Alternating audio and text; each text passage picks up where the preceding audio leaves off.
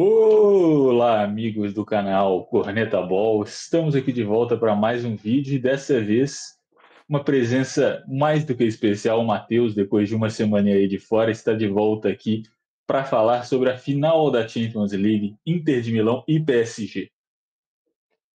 É isso aí, Bruno. Tá bom estar de volta. Você tocou o canal aí brilhantemente quando eu estava nessas férias aqui do YouTube.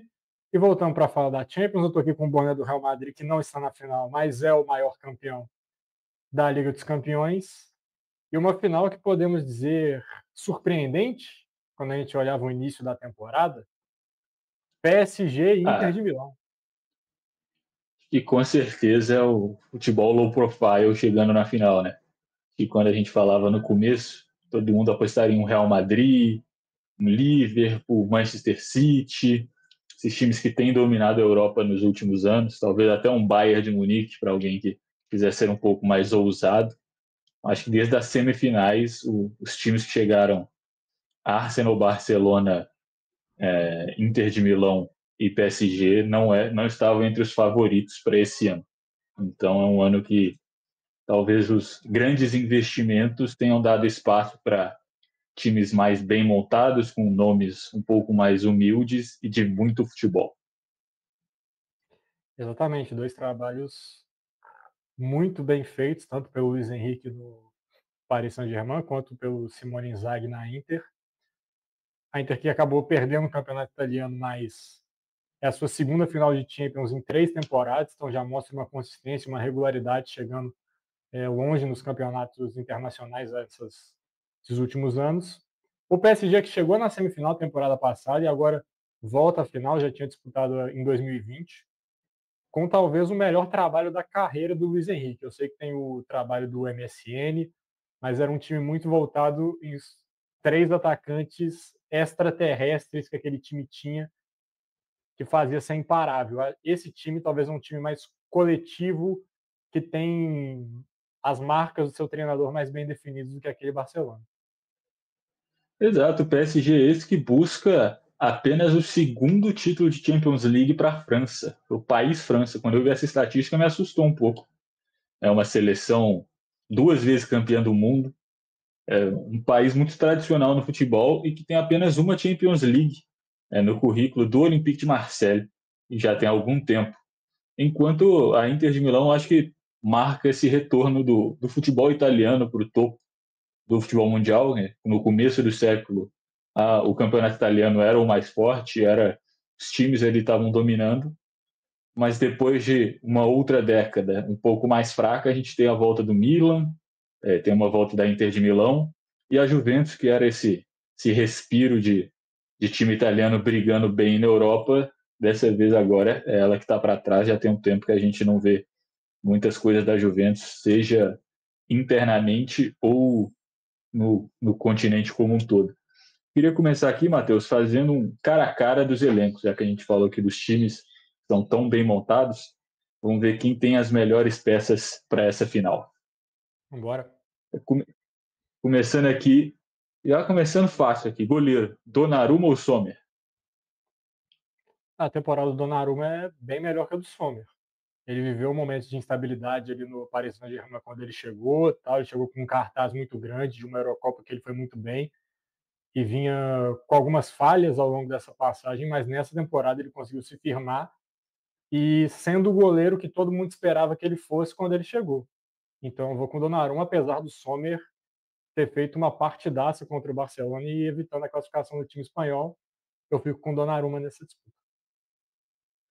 Exato, acho que o Sommer fez um jogaço, talvez tenha sido o melhor em campo desse Inter de Milão e Barcelona, parou vários ataques do time catalão, que seria um gol em 99,9% das outras possibilidades, dos outros jogos que eles jogassem, mas eu acho que aqui eu também vou por Donnarumma por pouco, apesar de que eu acho que o Sommer é um goleiro mais regular do que o italiano. Eu acho que o Donnarumma ele tem um teto, né? Os altos dele são mais altos, mas também quando ele quer falhar, ele falha com força. É um goleiro que, apesar de grande nível, de vez em quando ele dá uma entregada, enquanto o Sommer é um cara mais seguro, assim, que não entrega tanto, mas eu acho que se os dois tiverem dias inspirados, o Donnarumma, até talvez pelo tamanho dele, que é um goleiro bem maior do que o Sommer, eu acho que ele é um pouquinho coisa superior. É isso. Hakimi ou aqui na Taubsec, mas pela notícia que eu vi, o Pavard está cotado para voltar a jogar. O Pavard que é o titular desse time, lesionou, mas parece que está saudável novamente. Ele podia reestrear direto numa final de Champions League. Posição muito boa para o Pavard, inclusive, essa reestreia dele depois da lesão. Acho que tanto com o Pavard quanto o Bissek eu vou com o Hakimi, acho que também encontrou um futebol bem legal nessa temporada, está jogando muito bem. É uma válvula de escape, né, por aquele lado direito. Muitas vezes o ponta puxa um pouco para o meio e abre o corredor para o Hakimi avançar, um lateral bem ofensivo. Gosto do futebol dele, então eu vou com o Hakimi. Eu concordo com você, eu acho que se somar os dois, inclusive, eu ainda iria com o Hakimi. Nunca fui um grande fã do Pavard. Eu acho que na Copa do Mundo, aquela Copa do Mundo que a França ganhou, ele foi improvisado ali na lateral direita, foi mais ou menos, mas fez aquele golaço. Então ele deu uma explodida no futebol mundial, foi para o Bayern de Munique, nunca se firmou lá, nunca gostei muito dele. Eu acho que na Inter de Milão ele reencontrou assim um pouco do futebol, ele tem jogado bem, mas o Hakimi é um dos melhores laterais direitos barra alas do mundo. Já tem bastante tempo, é um cara muito forte, muito rápido, que defende muito bem e ataca também muito bem. Então aqui é Hakimi sem muito segredo. Marquinhos ou Acerbi? É para zagueiro ou para camisa 9? Para tudo. Pacote completo. Eu já critiquei muito o Marquinhos, falando que às vezes ele não deveria ter sido convocado para a seleção em algumas listas anteriores, que ele estava sempre presente, era figurinha carimbada. Viveu um momento de oscilação ali, depois, acho que principalmente depois da Copa do Mundo, ele não estava conseguindo desempenhar tão bem, mas acho que nessa temporada ele, como um PSG no todo, reencontrou um bom futebol. Ele tem sido um grande zagueiro nessa reta final de Champions, apesar do Acerbi ter feito aquele gol salvador, ter entrado para a história com um empate contra o Barcelona, eu acho o Marquinhos um zagueiro melhor. Eu concordo com tudo que você falou aí. Eu acho que o Marquinhos teve muita dificuldade a partir da saída do Thiago Silva, tanto na seleção brasileira quanto no PSG. Ele realmente deu uma reencontrada assim no nível que se projetou para ele, né, desde muito novo na carreira, mas pela mística que eu vou de Acerbi. Tá justo. Pátio e Bastoni. Para mim aqui também é bem tranquilo. O Pátio faz uma boa temporada, mas o Bastoni é um dos melhores zagueiros do mundo. Para mim, não tem disputa.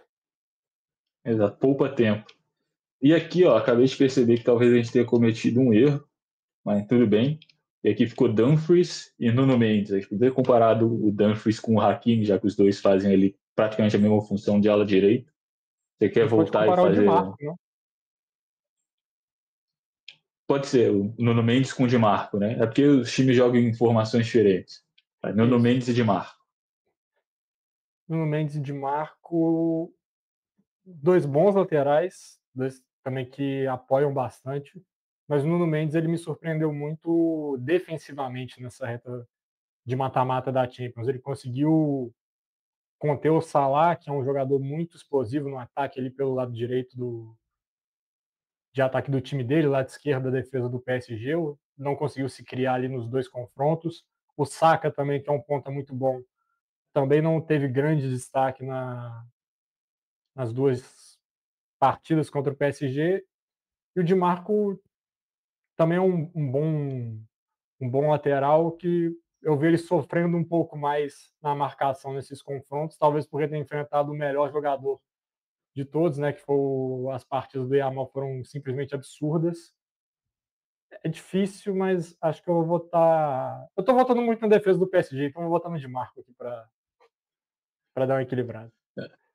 Eu acho que a gente vai discordar de novo, porque aqui eu vou de Nuno Mendes. Eu acho que o Nuno Mendes é bem parecido, né, com o que eu falei do Hakimi. É um cara que ele é muito rápido, ele é muito forte, então ele ataca e defende muito bem.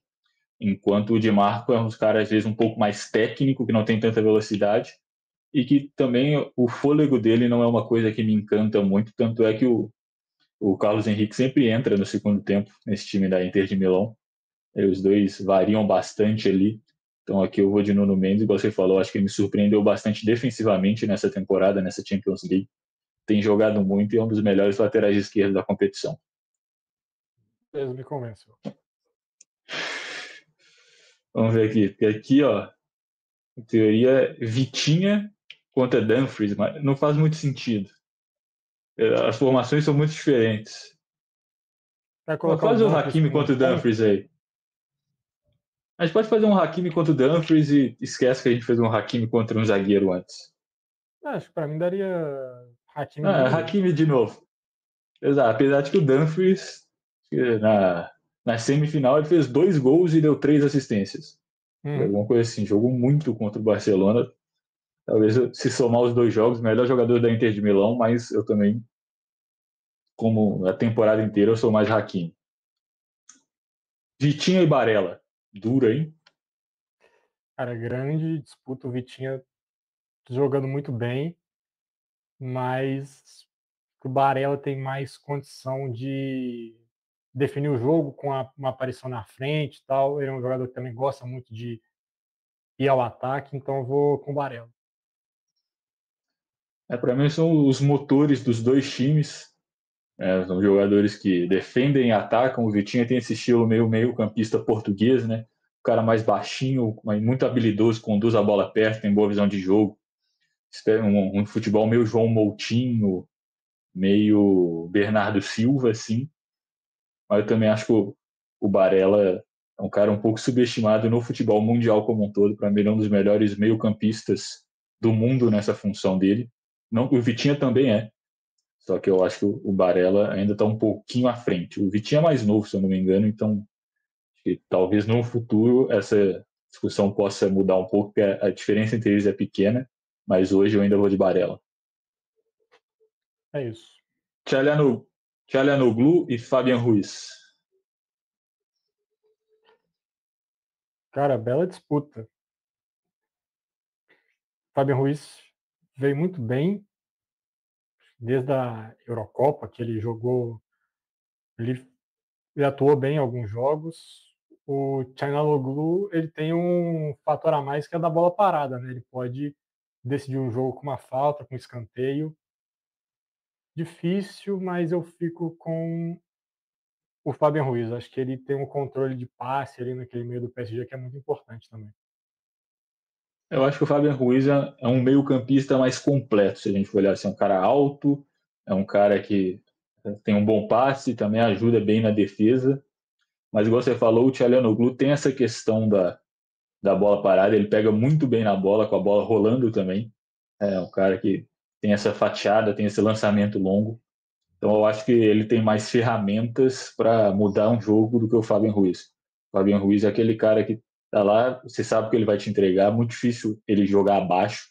O cara que é muito bom assim, fez gol inclusive também, já nessa mata-mata Champions League. Só que eu acho que nesse esquema de jogo único, o Çalhanoğlu tem mais ferramentas para mudar uma partida do que o Fabian Ruiz. É, pode ser. João Neves e Mkhitaryan. Cara, eu gosto muito do João Neves. Acho que ele é aquele jogador motorzinho que está sempre em todas ali, disputando, correndo atrás da bola. Eu gosto muito do João Neves. O Mkhitaryan parecia até que já tinha passado a fase dele, né? Já tinha jogado no Dortmund, foi para o United, depois saiu. Se não me engano, jogou na Roma também. Conseguiu reencontrar um bom futebol, sendo muito útil. Mas o João Neves é um jogador que eu vejo muito potencial nele para ser um grande meio-campista por longo de muitos anos. Ele é muito novo, né? Tem 20 anos, se eu não estou enganado. Eu vou de João Neves. Sigo o relator, vou só conferir aqui a idade dele, para informação. 20 anos, faz aniversário dia 27 de setembro. Daqui a pouco 21, mas tem 20. Concordo com o que você falou aí. Agora, Doué ou Lautaro Martinez? O Doué tá fazendo uma boa temporada, mas talvez dos atacantes do PSG ele seja o. Vamos chamar ele o pior, talvez é muito cruel com ele, mas o menos melhor, dá para dizer assim. O A Dembélé fez régua uma tá alta, temporada né? muito boa. E o Kvaratskhelia chegou já muito bem adaptado ao time. E o Lautaro é simplesmente o craque, o camisa 10, o capitão da Inter. Eu vou com o Lautaro aqui. Eu acho que aqui também é meio poupa-tempo, não tem muito segredo. Lautaro Martinez é o melhor jogador desse time da Inter de Milão, né? É um atacante completo, ele é forte, ele é rápido, ele chuta bem, ele tem bom passe, ele sai da área, ele faz gol de cabeça. É um cara que, além de ser muito bom, ele é muito decisivo, principalmente quando ele não está com a camisa da seleção argentina. Acho que nessa Inter de Milão, ele é, além de tudo isso, ele ainda é um ídolo desse time, é um cara que, se precisar para ir no sacrifício, ele vai, igual ele já mostrou também na semifinal. Aqui é Lautaro Martins. Também temos Marcos Thuram e Dembélé, compatriotas franceses aí. O Churran foi muito bem contra o Barcelona, fez um gol de letra muito bonito, ajudou muito em prender a bola no pivô contra a defesa do Barcelona, mas a temporada do Dembélé é espetacular. Eu vi informação, se não me engano foi o Marcelo Beckler que falou, que nessa temporada o Dembélé tem 33 gols. Nas últimas 5 dele pelo Barcelona, ele fez 28. Ou seja, nessa temporada ele fez mais gols que nas últimas 5 dele pelo Barcelona. Então, virou a chave ali no Dembélé e tá jogando muita bola. Exato, acho essa comparação é um pouco difícil porque são jogadores muito diferentes, né? O, o Thuram, centroavantão, camisa 9, e o Dembélé um ponta direita de velocidade de drible. Então eu acho que cada um é melhor no que ele tem que fazer. Eu acho que o Thuram, apesar de não ter feito gol contra o Barcelona nesse segundo jogo, ele jogou muita bola também, segurou muito bem a bola, ganhou todas no corpo, ganhou na velocidade. É um cara muito bom, assim, que talvez até um pouco subestimado por causa do Lautaro. São dois caras que, apesar de ser centroavantes mais fortes e pesados, eles conseguem jogar bem juntos, porque os dois também têm qualidade no passe. Mas aqui eu acho que, pelo que você falou também, o Dembélé está fazendo uma temporada fantástica. Talvez o que a gente esperava dele quando ele ainda estava no Dortmund, essa passagem dele pelo Barcelona aqui. Se eu não me engano, ele chegou a ser o jogador a transferência mais cara da história, né, por um tempo. Realmente não deu certo. O Não, Barcelona não. também. O Neymar, ele O veio pro Neymar já tinha lugar do sido mais, Neymar. né? Ele veio para o lugar do Neymar. Então ele foi o segundo jogador mais caro. Depois o Coutinho roubou esse lugar de segundo. Até hoje ele é uma das transferências mais caras da história do futebol. Sim. E aquele Barcelona também estava muito bagunçado com um cara novo. Não conseguiu se adaptar. Também falavam alguns problemas de disciplina dele. Não acordava cedo para ir treinar, algumas coisas assim.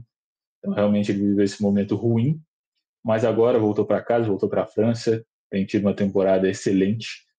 Além dos dribles que ele sempre teve, ele está conseguindo marcar gols, que eram a finalização era um problema dele antes no Barcelona e no Borussia também.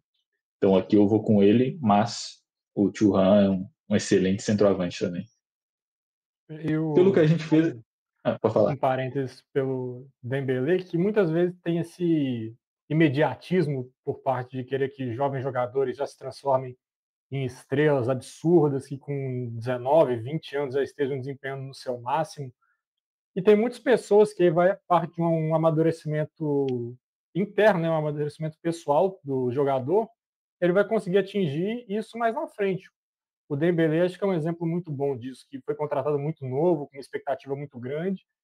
Talvez ele deu uma deslumbrada na cabeça dele, acabou tirando um pouco o foco do futebol. E aí toma muita pancada, tem que se fechar, botar o pezinho no chão, ir para um clube onde ele se sente mais confortável, onde tem um ambiente mais favorável para ele e pode voltar a desempenhar um bom futebol, que tem esse imediatismo de falar, não, esse é um fracasso, esse aqui já deu certo, e muitas vezes tem contextos que atrapalham muito o jogador poder desempenhar o seu futebol. Exato, e o caso dele ainda teve agravante do valor que foi pago, né? foi pago muito dinheiro, né? Foi 180 milhões de euros que o Barcelona pagou nele. Se foi 180 ou 150. Mas, enfim, foi um valor muito alto para o cara que seria o sucessor do Neymar, e realmente essa pressão afetou bastante ele. Né? Parece que afetou, pelo menos. E aqui ficou sobrando Kvaratskhelia pelo lado do PSG, e não sobrou ninguém da Inter de Milão, porque a gente compara dois caras com o Hakimi. Então vamos voltar e comparar aqui, sei lá, Dumfries com o Kvaratskhelia, e volta o Hakimi para comparação com o Bissek. Eu acho que talvez o melhor teria sido a gente ter comparado o Doué com o Dumfries, já que são os caras pelo lado direito ali, que jogam avançados. E aí Dembélé e Thuram pode ser Lautaro e Kvaratskhelia, alguma coisa nesse sentido. Enfim, Mas o Kvaratskhelia é muito bom jogador. Isso mesmo. E para mim se adaptou muito bem ao time do PSG, jogando muito bem. E talvez o Paris não estaria na final se não tivesse buscado esse jogador na janela do meio de ano, né? Fez uma diferença muito grande e muito imediata no time. Exato, um baita jogador, né? Desde o Napoli. Foi, junto com o Osimhen, a cara daquele título do Napoli depois de muito tempo. Teve alguns problemas ali internos com o time, né? Que levaram ele a sair para o PSG, você falou, numa janela de meio de temporada, que geralmente não é quando as maiores transferências são feitas. O PSG foi atrás, buscou, e pode ter sido, sim, essa virada de chave que transformou esse time de um time que era muito bom para um time que hoje está brigando para ser o melhor da Europa. Ele é um cara muito técnico, dribla muito bem, chuta muito bem com as duas pernas, é rápido, é forte. Para mim, é um dos melhores pontos do mundo. Ele ainda pode fazer uma função mais centralizada. É um cara que, para mim, seria titular em talvez todos os times do mundo. Sei lá, talvez o Real Madrid ele não seria titular, e mesmo assim ele pode fazer a ponta direita. É um cara que levou a seleção da Geórgia para ganhar uma partida na Eurocopa. Então, é um cara assim, muito bom. E eu acho que se a gente for comparar ele com qualquer jogador ali do ataque da Inter de Milão, ele só perderia para o Lautaro Martinez, e mesmo assim talvez seria um empate. É isso aí, eu tô com você. Para mim é um jogador muito bom, muito novo ainda, também tem potencial Vai para fazer 25, eu acho.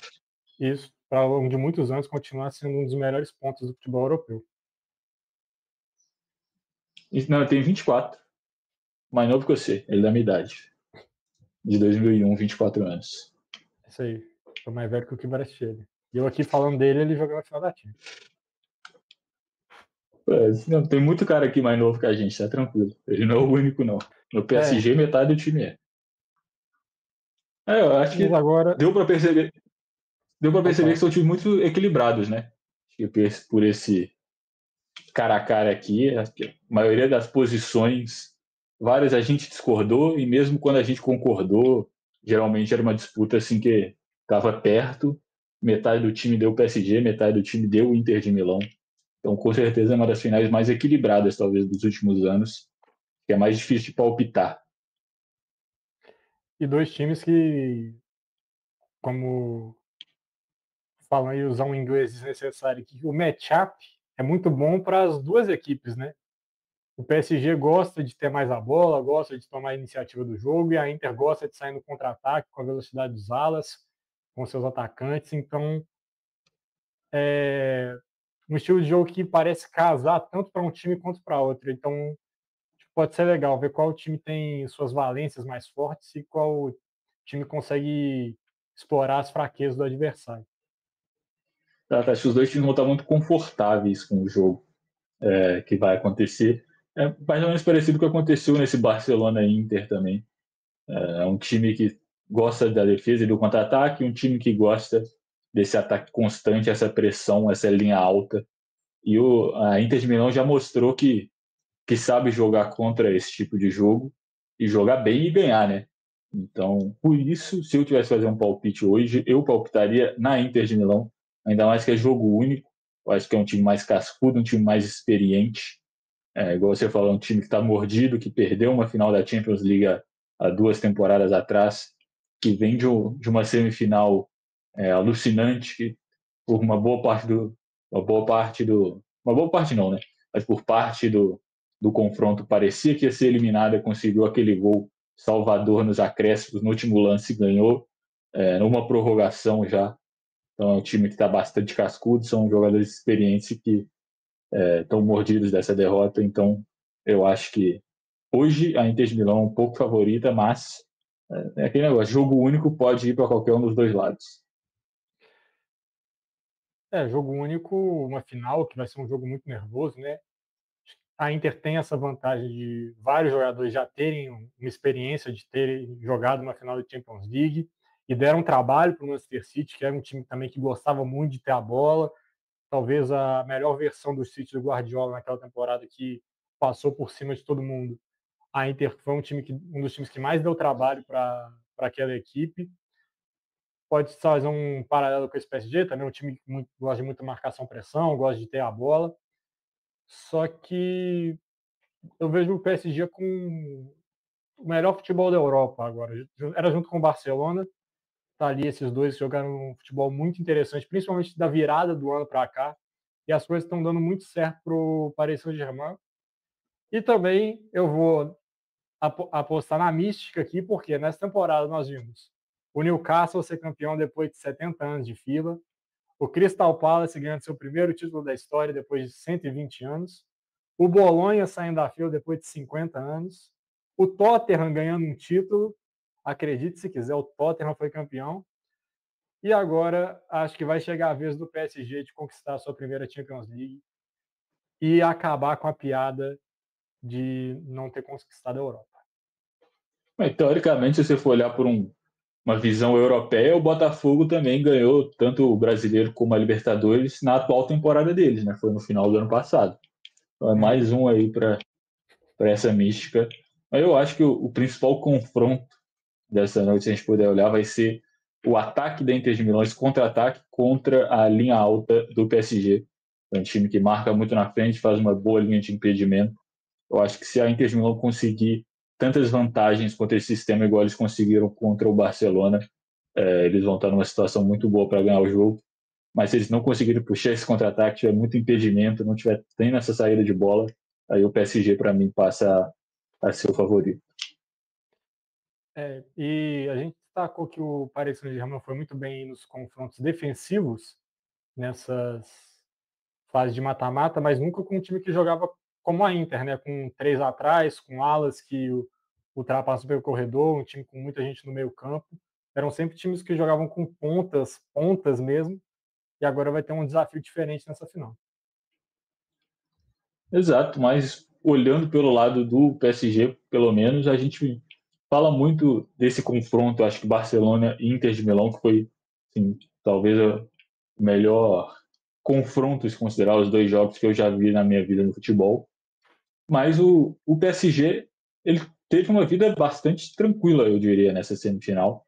Pegou o Arsenal, que tinha amassado o Real Madrid, atual campeão da Europa, e o jogo pareceu tranquilo, né? A gente falou bastante, bateu no Arsenal quanto a isso, mas não há dúvida que também isso é mérito do Paris Saint-Germain, que pegou um adversário que todo mundo via como muito duro, muito difícil, e conseguiu fazer parecer fácil.